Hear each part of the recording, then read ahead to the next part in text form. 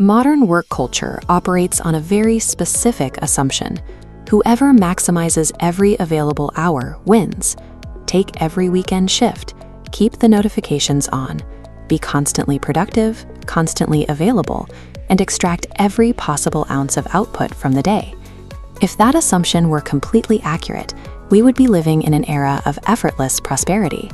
Instead, we are seeing widespread systemic exhaustion. The harder people push, the more their finances and their energy seem to erode. A solution to this exact economic problem was engineered over 3,000 years ago, yet modern capitalism completely ignores it. We have to ask a difficult question. What if the relentless pursuit of productivity isn't generating wealth, but actually destroying it? This chart represents our economy's core expectation: growth. Corporate profits, personal income, your tasks, the system demands everything increases continuously, forever. But biological reality prohibits an infinite upward curve. Forests require dormant seasons. Soil must rest. Humans require sleep. Society hides this contradiction by twisting exhaustion into a status symbol. People proudly announce they haven't taken a vacation in years, treating burnout as mathematical proof of their own importance. But exhaustion is not evidence of success. It is evidence of depletion. And forcing perpetual growth past biological limits guarantees that depletion will eventually break the system. To find an operating system that actually respects those limits, we have to go back 3 millennia. If you strip away the theology and view biblical societies strictly through the lens of economic engineering, a highly sophisticated framework emerges. They utilized the Sabbath, a mandatory pause built into every single week, an immediate safeguard against exhaustion. They also scaled this into the Shemitah, a macro 7-year cycle. Every 7th year, fields were left uncultivated, debts released, and the economy shifted into neutral. The math behind this is brilliant. Clearing debts prevents the working class from falling into permanent, multi-generational servitude. Leaving the land dormant allows the soil to chemically regenerate, preventing total resource depletion.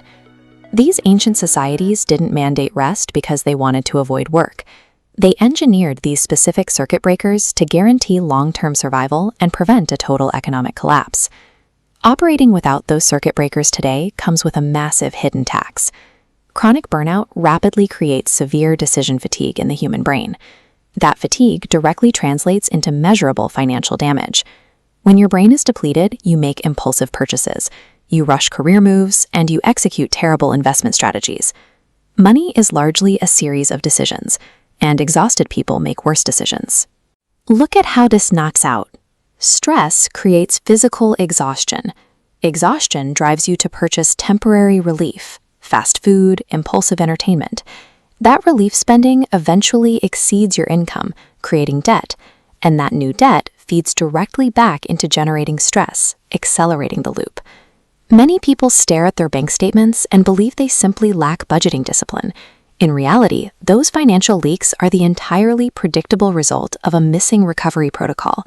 We force the human mind to run at maximum capacity, ignoring maintenance, and act surprised when the metal inevitably cracks from the friction. A farmer who pushes his land to its absolute limit this year will get a massive harvest today, but he will destroy the soil's potential for the next 20 years. The short-term hustle mathematically destroys the lifetime yield. Some modern organizations are finally waking up to this reality. Highly innovative companies are quietly implementing mandatory vacations, 4-day work weeks, and scheduled mental health periods. They are essentially mimicking ancient technology. They realize that a system's true strength doesn't come from pushing for maximum immediate output. It comes from engineering maximum durability over time. You can apply these tools yourself through a personal Shemitah. This means looking at your calendar and scheduling non-negotiable periods where productivity is strictly forbidden. The rules for this period are absolute: 0 side hustles, 0 self-optimization, a complete ban on trying to monetize your hobbies or your downtime. This creates what we call the hard stop.